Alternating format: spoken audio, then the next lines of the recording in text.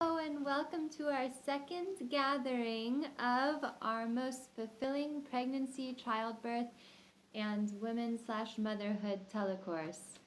I hope you guys had a wonderful week and or a few days, however long you needed before you were ready for the next one.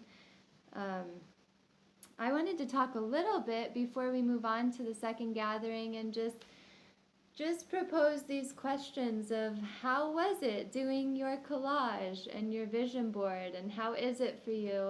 I know when um, sometimes when we come together and we create artistically, we have things come up and there might be resistance, and especially when we're doing something as powerful and potent as putting our intentions up somewhere where we see it outside of us, and we might look at it and we might have some negative thoughts, some resistance, some fear, some doubt, some even self-hatred or different things of that nature. And so I really wanted to just pose that question more so that you could just be aware of it and notice it, and know that if you are having those kinds of thoughts, it is totally okay. It is just doubt. It is more so a form of your own self-protection and care than anything. But it can be seen for what it is, which is, not helpful anymore. And we can just love when that comes up and just allow it to be there and know that we can do what we're wanting to. We can have the most fulfilling life and experience, and we really don't need to listen to or believe those thoughts anymore. And it's good to be able to really identify them when they arise. And so see how you feel when you look at this amazing board that you created. See what comes up for you. If it's not excitement, that's okay. Keep it up there and see if it changes over time. See what reflection you have when you see it. That's a very powerful practice to have. And now we'll move on to the second telecourse, Learning to Flow Down the River, with the wonderful song Heart of Gold. I love this song so much, and it feels really relevant for these chapters. We read chapters 4 to 6 of Sunlight for a Rainbow, and in those chapters there was a lot that came up around thoughts involving self-hatred or resistance or negativity. And so it's pretty potent to see and understand this aspect of ourselves so that we can move beyond it into really the most satisfactory experience possible for ourselves during our gestation period or just during our life of womanhood. And so the poem for this one is: we fully receive what is offered to us, knowing there is only the greatest of love. To give and accept as we enter our well, this shows us the way to the truest health. So we are going to read a few pages from this chapter 4, I believe. Yeah, chapter 4. And it says, all around me I observe nature working toward balance and health. Animals and plants display their tendency to survive and thrive without complaint. Life depends upon this strength. Life is this strength. And I see how much power I give away when I search for anything other than what is surfacing in this moment, even when it may look new or different. In order to have the healthiest pregnancy, birth, and life, I need to stop dwelling in the thoughts about my past discomforts and future challenges. Connecting with my heartfelt sense of inherent vitality and approval, I let love grow my baby. There may be a thought born out of me that says, this does not feel okay, or I cannot accept this, but there is continuously an ability to sense a stillness underneath these commentaries.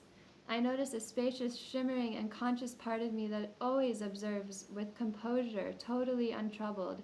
This sanctuary exists before and after my fears. It is a silent mother of all. To know this with every inch of my being provides the truest nourishment for myself and my family. When I simply choose to stop the habit of perpetual mental dissatisfaction, I summon a life of loving contentment. So that really says it all. It's like any negativity that may be arising, what is it arising within? And how can we stop creating it altogether, first of all? But if it does arise, what is it arising in? Where does it come from? Where does it go to? And what would it be like to really experience whatever sensation or whatever emotion is arising with absolutely no story?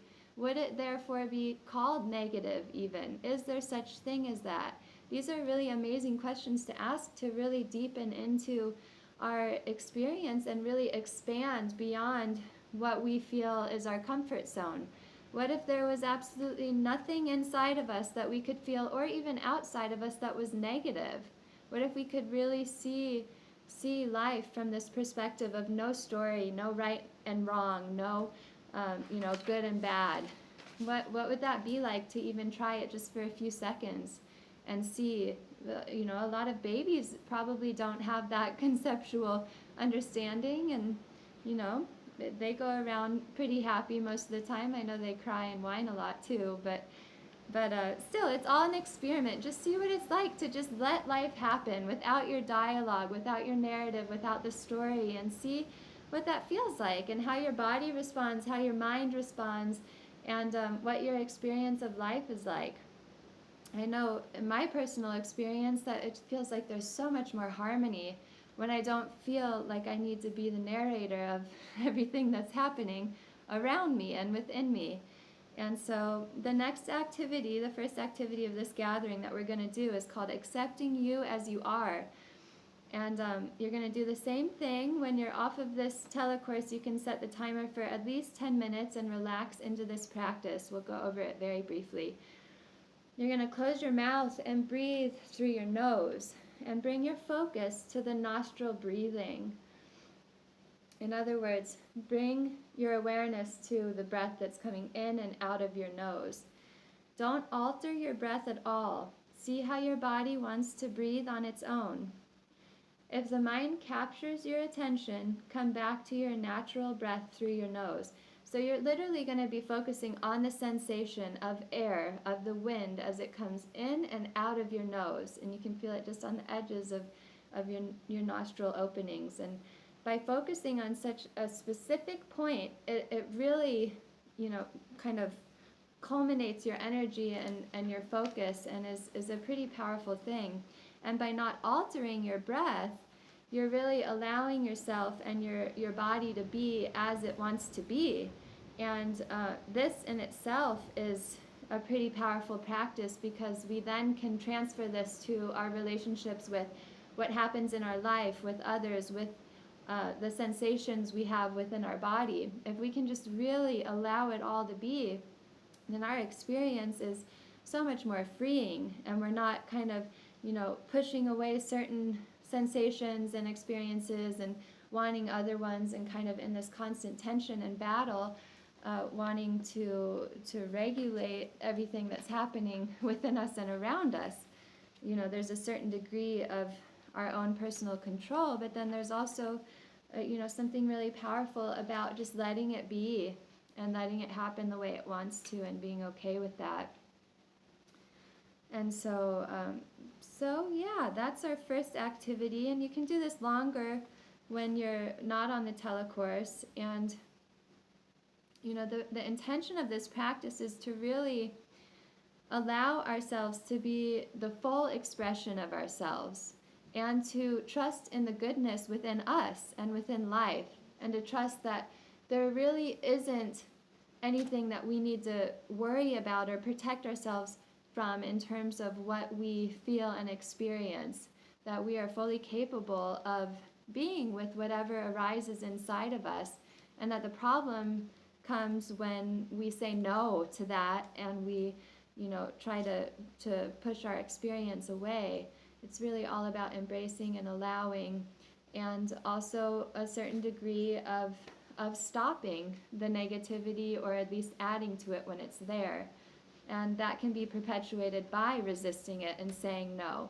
So there's so much power to acceptance, to really understanding that. And if there's not a full understanding of acceptance, then may we have that, because I really think that so much suffering is just due to not accepting what we're feeling and what we're experiencing. So the second activity we're going to go into is, and then we'll take a break and go on to the next part of this gathering in a new video. But I'm going to read a little bit from the book. I was talking about how I was sitting in front of this tree, and I, just had this experience where everything kind of lost its mental label. And I realized how there were certain parts within myself that I started labeling as, I don't want to feel this, I don't want to feel that, I don't want to feel this. And I created this story about myself and about my physical experiences, and it really started to create a lot of frustration within me and a lot of just really discomfort, really. So in this story we say, I realize I can stop the story of who I am supposed to be, how I am expected to act, and what I'm allowed to feel or experience. I can simply be. I can be the entirety of myself. I can feel the life-giving beat of my core. I can notice textures, colors, shapes, and movements of my mind. With this, I sense the underlying impartiality that links all of them and all of life. I know myself as that which is before, during, and after living entities and personalities. This authentic space, I can greet my family in a clear and loving way. So, we're going to think of a situation or a period in our life where we felt very trusting. We felt completely safe and taken care of without any doubt of being provided for. We may not have ever had a concept that life could even be any other way. We want to deepen into this feeling, and you can do it very thoroughly when we get off the call, so you can really conjure up a memory that you really feel this strongly within. And if we fully trust life is good and every part of us is good, then we can allow the energy to move freely through us. And so once we have a good feel for this experience, for what it feels like to totally trust and feel confident that life is good, you can repeat this statement at least 3 times out loud. I'm going to say it once again. I allow life to flow freely through me at all times. And really allow yourself to feel this and to experience that that is what it felt like when you were completely trusting, and that you can feel this right now. It is within your will and your ability to feel this right now. And yeah, I think we'll stop here and we'll come back after a little break, and I'll show you my creation and we'll talk about what you have to create. So.